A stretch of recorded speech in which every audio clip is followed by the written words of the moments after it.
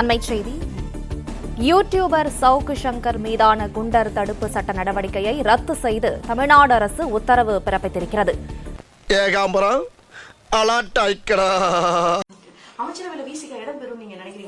அது அவங்களதான் கேட்கணும். யார் இடம் பெற்றாலும் பற்றி கவலை இல்லை. நாங்கள் இடம்பெறாத அமைச்சரவையில் எவன் இருந்தால் என்ன, எவன் போனால் என்ன, அதை பற்றி கவலையும் இல்லை, அக்கறையும் இல்லை. ஆட்சியில் பங்குன்றத பத்தி அது தமிழ்நாட்டுக்கு ஒத்து வராது அப்படிங்கிறது எங்களுக்கும் தெரியும், அவங்களுக்கும் தெரியும்.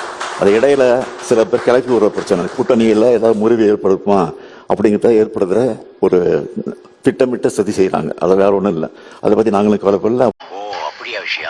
தமிழக அரசியல் வரலாற்றில் முதல் முறையாக கூட்டணி ஆட்சி முறை என்பது அறிமுகமாகிறது. தாவேகா விடுத்த அழைப்பையும் கணக்கில் கொண்டு கட்சியின் நீண்டகால கனவையும் கருத்தில் கொண்டு இந்த முடிவை எடுக்க வேண்டும் என்கிற நிலைப்பாட்டை பெரும்பான்மையான பொறுப்பாளர்கள் முன்வைத்திருக்கிறார்கள்.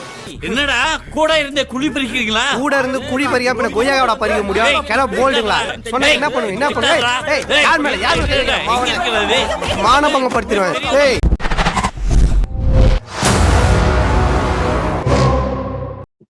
விஜய்க்கு எவ்வளவு பிரிவிலேஜ் பாத்தீங்களா? அவர் பிரச்சாரத்துக்கு போக வேண்டிய தேவையில்லை. அவருடைய வேட்பாளர்கள் யாருன்னே மக்களுக்கு தெரிய வேண்டிய தேவையில்லை. அவருடைய வேட்பாளர்கள் பிரச்சாரத்துக்கு போக வேண்டிய தேவையில்லை. ஒரு 5 வருஷம் எம்எல்ஏவா இருந்து சட்டப்பேரவை அனுபவங்களை கற்றுக்கொண்டு எதிர்கட்சி ஆகி அதன் பிறகு ஆட்சி கட்சிக்கு வரணும், அந்த அவசியம்லாம் விஜய்க்கு கிடையவே கிடையாது. உங்க அல்லக்க ஏன் இப்படி அழுதுட்டு இருக்காரு? என்னாச்சு மாஸ்டர்? எரிமலை என்னைக்குடா அழுது இருக்கு, அதனாலதான் எனக்கு பதில் அவன அழுக சொன்னேன். கட்சி ஆரம்பிச்சு 1.5 வருஷத்துல நாடாளுமன்ற தேர்தலில் நிக்க மாட்டாரு, இடைத்தேர்தலில் நிக்க மாட்டாரு, வருகின்ற எந்த தேர்தலையும் நிக்க மாட்டாரு, நேரடியா சட்டமன்ற தேர்தல் தான் போட்டிடுவாரு. அதுக்கும் பிரச்சாரத்துக்கே போக மாட்டாரு. இங்க பேசிக்கிட்டு இருக்கா தீய சக்தி திமுக என்று சொல்லுவார்.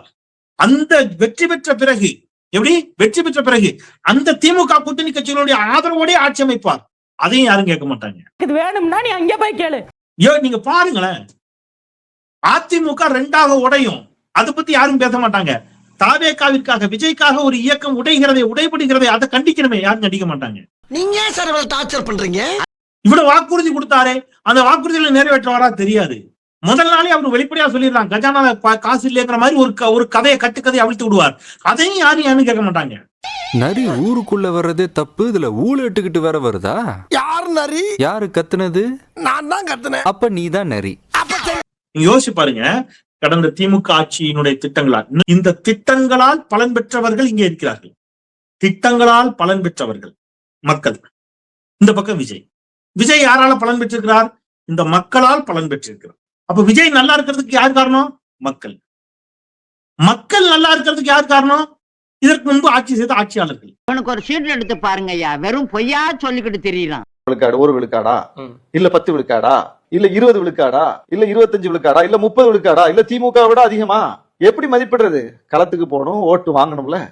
வாங்கினாதானே தெரியும். அப்போ அப்படியே தலைகீழா புரட்டி போடக்கூடிய அளவுக்கு, புரட்சி வெடிக்கக்கூடிய அளவுக்கு அவர் எது புதுசா கொள்கைகளை செயல் திட்டங்களை வச்சுட்டாரு பார்த்தா அதுவும் இல்ல. இல்ல விஜய் வீச்ச ஒப்பிடும்போது விஜய்க்கு இருக்கிற ஊடக வலிமை, விஜய்க்கு இருக்கிற யங்ஸ்டர்ஸ், விஜய்க்கு இருக்கிற மாசு, இதெல்லாம் ஒப்பிடும்போது அரசியல் கட்சிகள் அந்த இடத்துல நிக்கவே முடியாது சொல்ல போனா. ஏன்னா அவர் நேரடியா மக்களை ரீச் பண்ணக்கூடிய ஒரு வலிமையான, இன்னைக்கு என்ன டெக்னாலஜியோ அந்த டெக்னாலஜியில உச்சத்துல இருக்கார். அது வேற எந்த தலைவர்களுக்கு இருக்கு?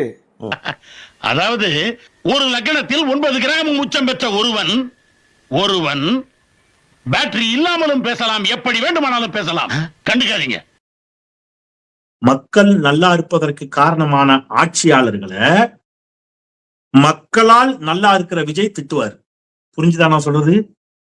இந்த மக்கள் தங்களால் நல்லா இருக்கிற விஜய ஆதரித்து தாங்கள் நல்லா இருக்கிறதுக்கு காரணமான திமுகவை நிராகரிப்பார்கள் என்று சொன்னால், இந்த மாதிரி கேரப்பைய கேள்வி எல்லாம் கேட்டா உன்னை அடிச்ச கொண்டு விடுவேன். ஆட்சியை பிடிக்கணும், அரசியல் கட்சி ஆரம்பிக்கணும், எம்எல்ஏ ஆகணும், மினிஸ்டர் ஆகணும்னா நீங்க ரொம்ப சிம்பிள் ஒண்ணு பண்ணுங்க. உங்க வீட்டுல யாராவது பையன் இருந்தான் அப்படின்னா இப்பவே அந்த பையன் என்ன பண்ணுங்க, கூட்டு கொண்டு வந்து படத்துல நடிக்க விட்டுருங்க.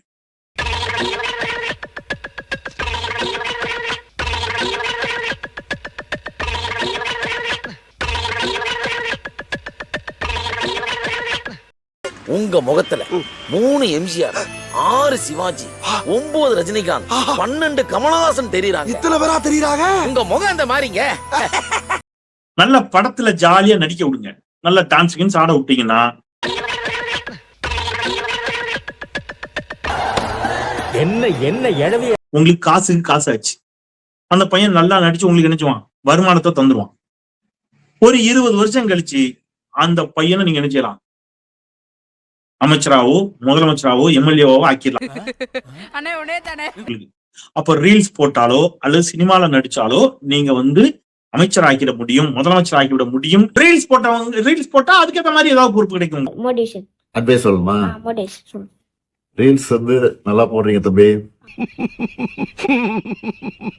எந்த அரசியல்வாதியும் என்ன செய்ய வேண்டிய தேவையில்லை, கஷ்டப்பட்டு போய் பெருமழை வெள்ளம், கொரோனா பேரிடர், அந்த போராட்டம் இந்த போராட்டம், ஒன்றிய அரசே அப்படின்லாம் போய் நீங்க என்னத்துக்கு வெயில்ல கடந்து காயணும்? போராடுவோம் இனி போராடவே வேண்டாம். என்னத்துக்கு போராடுற? நல்லா சாப்பிடுங்க, ஜிம்முக்கு போங்க, நல்லா உடம்பு ஏத்துங்க, நடிங்க. நம்ம மைண்ட் அங்க போகுது. ஆம்சா தொடுங்க சார். எங்க இருக்கு? அதான் அந்த ஷோல்டர் கீழ குலகலன்னு இருக்கே, அதான் ஆம்சா. வர்து உப்புளி பார்த்த சாரதி, இவங்களுக்கு ஆம்ஸ் எங்க இருக்குன்னே தெரியலையாமா. இது ஏதோ நான் திருப்பி சொல்றேன், ஏதோ திமுக தோத்து இருக்குது அல்லது தாவேகா வெற்றி பெற்று விட்டது என்ற இடத்துலயே நான் இதை பேசல. பார்த்தாலே தெரிகிறதா? அவர் பிரச்சாரத்துக்கு வர மாட்டாரு, யாரும் ஏன்னு கேட்க மாட்டாங்க. அவர் ஊடகங்களே சந்திக்க மாட்டாரு, யாரும் என்னன்னு கேட்க மாட்டாங்க. கரூர்ல 41 பேர் மரணம் அடைவார்கள், அவர் உடனே வீட்டுக்கு வந்துருவாரு, அதை பத்தி யாரும் கேட்க மாட்டாங்க. பாத்துட்டே இருக்கிற பெரிய லாடு மாதிரி பேசுகிற. நீங்கள் ஆதரித்த விஜய் அவர்களுடைய ஆட்சி பொறுப்பேற்று ஒரே வாரத்தில் தமிழ்நாட்டில் இத்தனை கொலை, கொள்ளை, பாலியல் வன்கொடுமைகள் இதெல்லாம் நடக்குதே. நான் சகோதரிகளிடம் அன்போடு கேட்கிறேன், விஜய் அவர்களை ஆதரித்த சகோதரிகளை, விஜயே தப்பு செஞ்சாலும் கேட்கக்கூடிய அந்த அறம் உங்களிடம் இருக்கும். ஏனென்றால் நீங்கள் நம் தமிழ் மண்ணின் தங்கைகள். நீ என்ன பிரெயின் வாஷ் பண்றேன்னு பச்சையா தெரியுது. அப்ப திமுக ஆட்சினா மட்டும்தான் நாங்க சட்டம் ஒழுங்கு குறித்து பேசுவோம். தாவேகா ஆட்சியில ஒரே வாரத்துல 25க்கும் மேற்பட்ட கொலை, ஏகப்பட்ட கொள்ளைகள், பக்கம் பெண்கள் மீது கொடூரமான தாக்குதல்கள் தொடங்கி இருக்கின்றன. எனில் இதற்கு விஜய் தானே பொறுப்பெடுக்கணும். நீங்க அதனாலதான் ஆட்சி மாற்றம்னு சொன்னீங்க. எல்லாம் எங்களுக்கு தெரியும், வேலையை மட்டும் பார்த்துட்டு மூடிட்டு போட அப்படின்னு சொல்றதுக்கு ஒரு நிமிஷம் ஆகுதுனா, ஆனா உன்னை பார்த்து அப்படி சொல்லணும்னு தோணலாம். அதான பார்த்தேன். இதற்கு முந்தைய ஆட்சிகளை விட தமிழ்நாட்டில் கொலை, கொள்ளை உள்ளிட்ட குற்றங்கள் கடந்த 5 ஆண்டு காலத்தில் கடுமையாக என்ன செய்யப்பட்டுச்சு, குறைக்கப்பட்டுச்சு. இத போய் வெளியில எவன்னு சொல்லிடாத. உன் விளையாடும் எடுத்து கடல் தண்ணியில் சூப்பு வச்சு ஓவாயிலே ஊத்திர போறாங்க.